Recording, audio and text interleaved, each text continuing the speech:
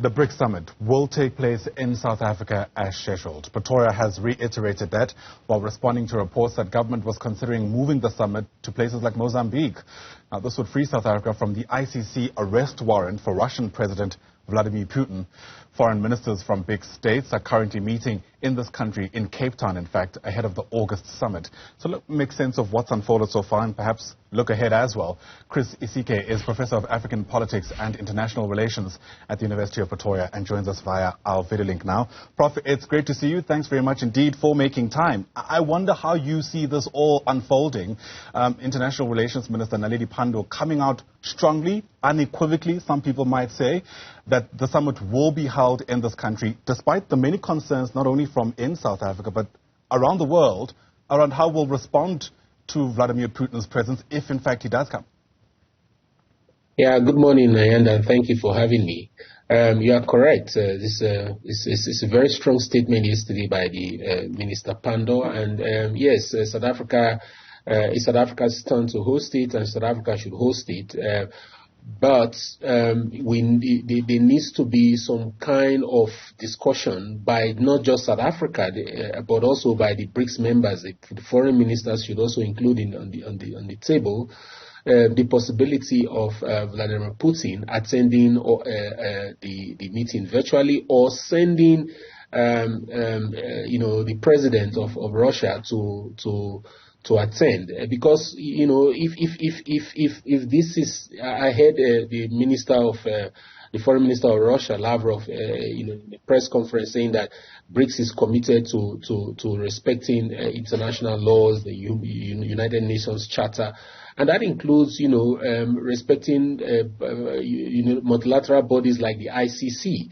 So if the ICC has given a warrant of arrest and that is supposed to be effected in South Africa, why put South Africa in a difficult position, toe-to-toe, when it's not in the position to go toe-to-toe with a world power like the United States and its Western allies?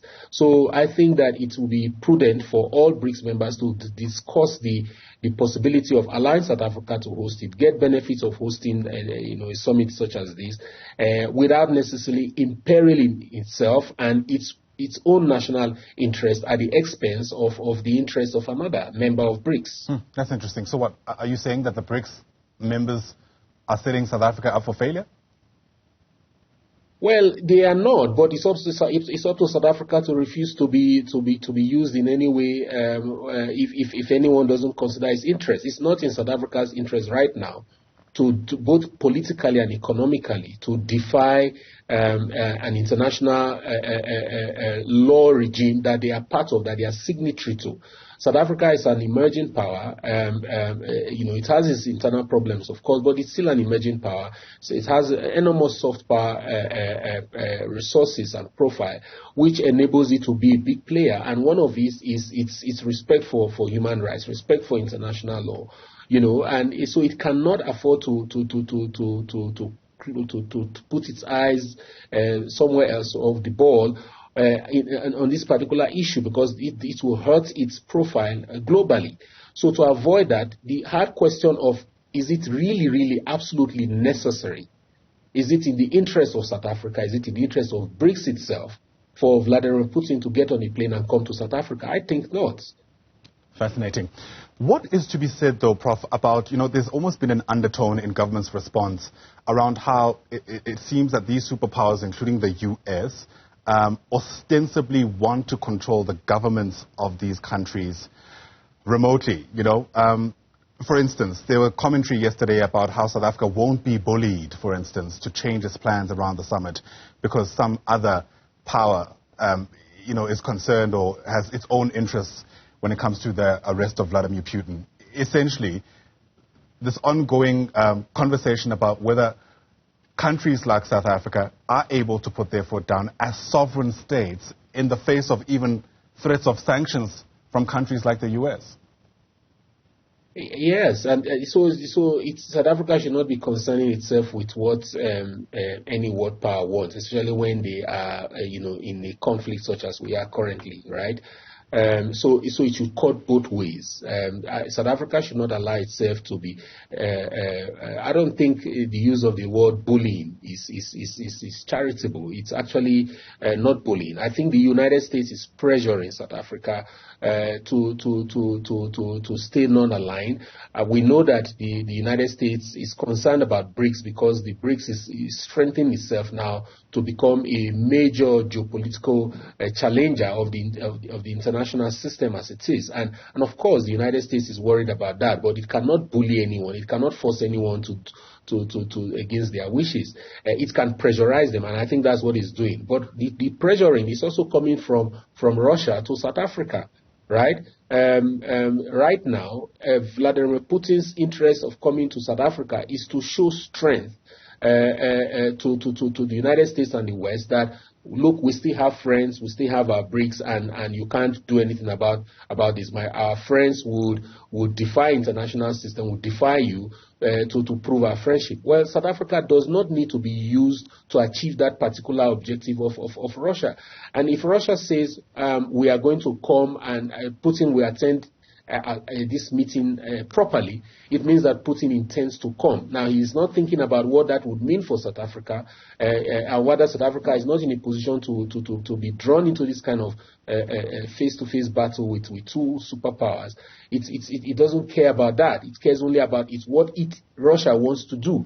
So Putin simply saying, I will come, is also some form of pressure. South Africa having to send representatives to try and convince him in Russia, and South Africa thinking about ways to make that happen is a form of pressure that is not needed. What South Africa simply needs to do is to look at its own interests, economically and politically, and determine whether it serves its interests to find ways to get Putin to South Africa without arresting him.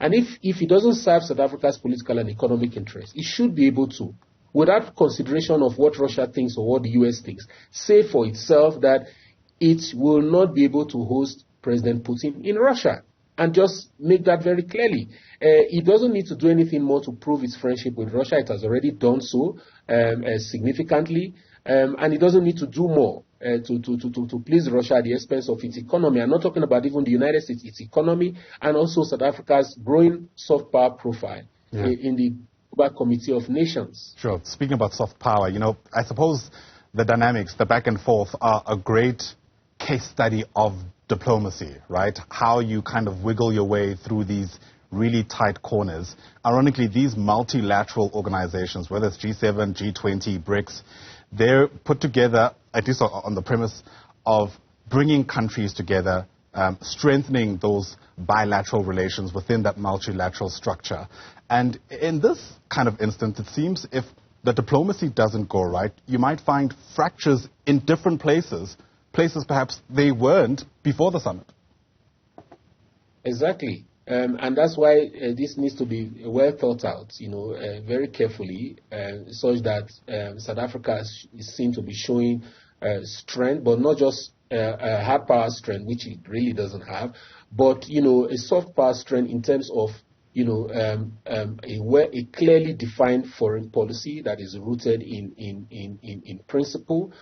South Africa is committed, for example, to a non-violent resolution of conflict. South Africa is anti-war. South Africa is pro, an inclusive, an equal international system. Reform of the international system. These are ideals that South Africa is committed to, and it needs to be clearly articulate this and be consistent in its behavior around these particular, principles, and that will give it more admiration, enhance its soft power, while also, enhancing its economic, prospects, for growth. Sure.